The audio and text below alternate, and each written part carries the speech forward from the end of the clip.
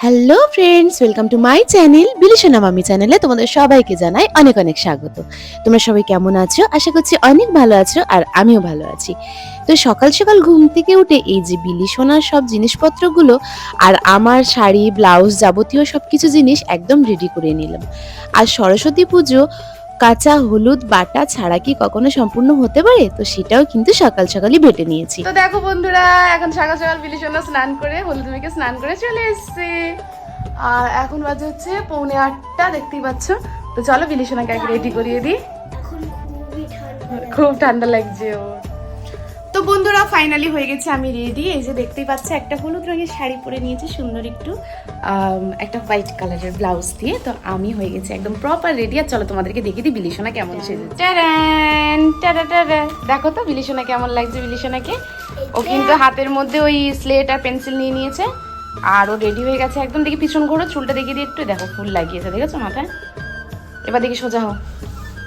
তো চলো আর দেরি করবো না, ঝটঝট করে চলো বেরিয়ে যাই, তারপর তোমাদের আবার সামনে আসবো, ঠিক আছে? আর ফাইনালি চলে এসেছি আজকে আমাদের সরস্বতী ঠাকুর দেখতে।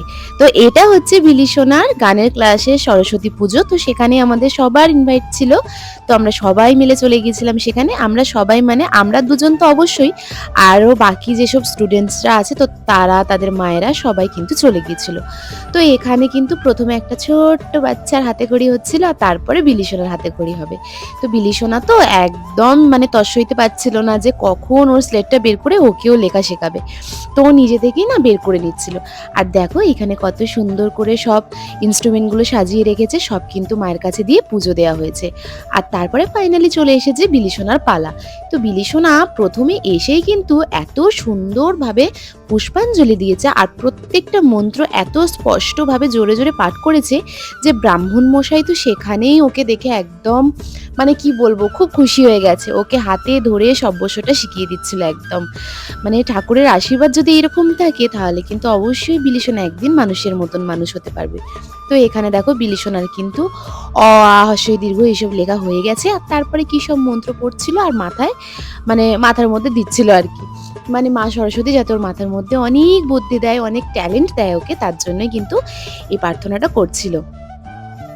তো তারপরে এখানে আমাদের পুজো পুষ্পাঞ্জলি আর কি বলে হাতে খড়ি দেওয়ার পর চলে এসেছিলাম জায়গাতে। আর এখানে সব দেখতে পাচ্ছ বাচ্চারা বসে আছে।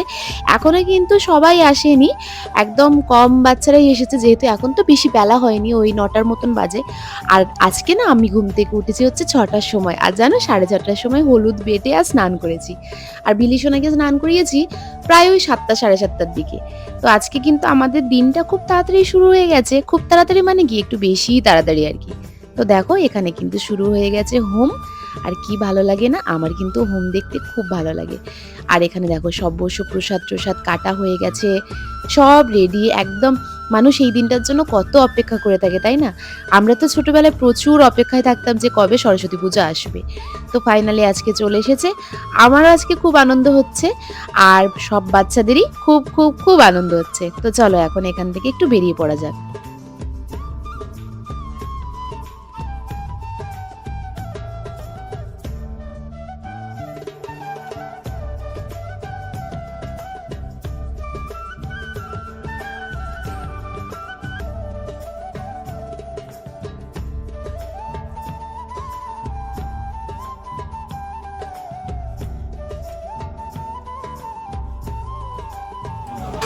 তো আমি আর বিলিশনা এখন চলে এসেছি, একটুখানি টিফিন করবো, মিষ্টি টিষ্টি খাবো, তারপর বিলিশনা স্কুলে যাবো।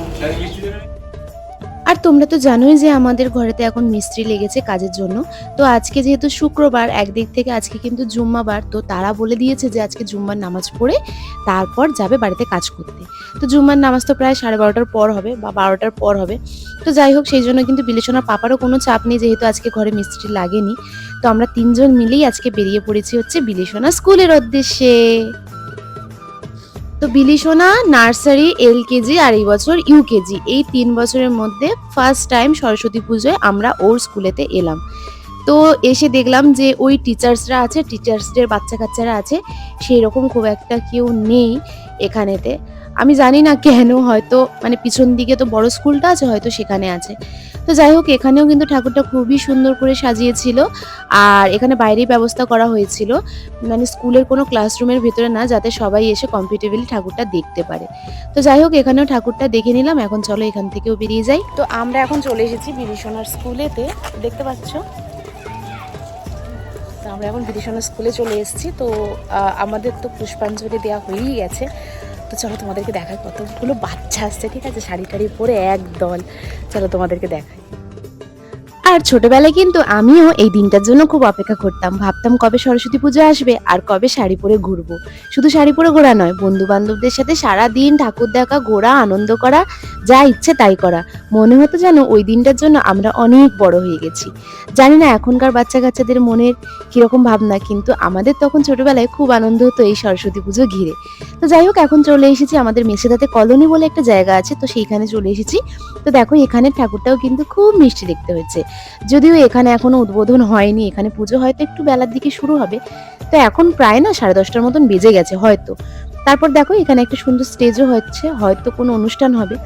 আর হলেই বাকি, আমি তো আর দেখতে পারবো না। আর আমাদেরকে তো অন্য জায়গায় অনুষ্ঠানে গিয়ে যোগদান করতে হবে, আমাদের ভাগ্যে অনুষ্ঠান দেখা নেই, শুধুমাত্র করাই আছে। তো তারপর এই যে একটু কাকতিয়ায় গিয়েছিলাম একটা দাদার অফিসেতে, সেখানেও পুজো হচ্ছিল। তো তারপর ওখান থেকে ফিরে আসছি বাড়িতে। তো আজকে সকাল সকাল উঠে স্নান টান করে ফ্রেশ হয়ে নিয়েছিলাম, আর ঠাকুর দেখতে বেরিয়ে গিয়েছিলাম বলে সারাটা দিন কিন্তু খুব ভালোভাবে এনজয় করে কাটাতে পারলাম, তাই না? তো বন্ধুরা, ফাইনালি চলে এসেছি বাড়িতে। আর এখন বাজে হচ্ছে, দেখতেই পাচ্ছ, 11:30 বাজে। বাড়ি চলে এসেছি, কারণ সকাল থেকে অনেকটা জার্নি, এই দিক ওই দিক অনেক কিছু হয়ে গেছে। আর বেশি কিছু করলে না, মানে এমনিতেই তো আমাদেরকে সারা রাত জাগতে হবে, মানে আজকে প্রোগ্রাম আছে, আবার আমাদের বেরোনো আছে 4টের সময়। তো 11:30 এখন বাজে। এখন ফ্রেশ ট্রেশ হয়ে মোটামুটি সব কিছু মানে ফ্রেশ ট্রেশ হয়ে যেতে আর কি, এখনও আমাদের প্রায় 12টার মতন বেজে যাবে।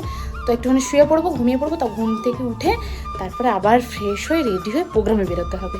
তো চলো আগে গিয়ে একটু ফ্রেশ ট্রেশ হয়ে নিই। আর বিলিসোনা খুব ক্লান্ত হয়ে পড়েছে। বিলিসোনা দেখো, দেখতে পাচ্ছ বিলিসোনার খোপাটা?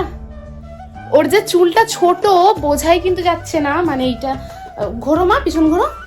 পিছনে ফুলটা দেওয়ার ফলে কিন্তু বোঝাই যাচ্ছে না যে ওর চুলটা ছোট, মনে হচ্ছে খোপা করে চুল দেয়া, এই সরি খোপা করে ফুল দেয়া। এত সুন্দর লাগছে দেখতে আর কি। তো চলো ওকে একটুখানি ফ্রেশ করে দিও, বেচারা খুব হাঁপিয়ে গেছে। আর গানের ক্লাস ওখানে আমাদের খাওয়া দাওয়ার ব্যবস্থা ছিল, কিন্তু এখন খাওয়া দাওয়ার জন্য ওখানে রয়ে গেলে না অনেকটা আমাদের বেলা হয়ে যাবে। আর যদিও আমাকে এখন রান্না করতে হবে, তো তবুও আর ভালো লাগছে না যেতে, একটু শরীরটা মানে অনেক সকালে উঠেছি তো, শরীরটা যেন কিরকম একটু ল্যালব্যাল করছে। তো চল আগে ফ্রেশ হয়ে নিই।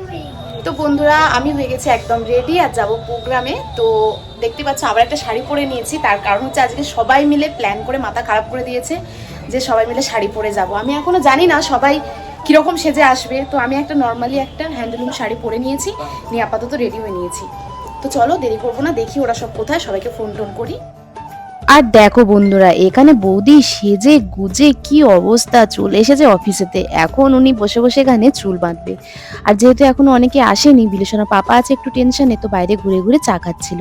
তারপরে আমিও নিয়ে নিলাম চা। আর দেখো ফাইনালি চলে এসেছে সবাই, দেখেছো সব সুন্দরীদের দলেরা চলে এসেছে।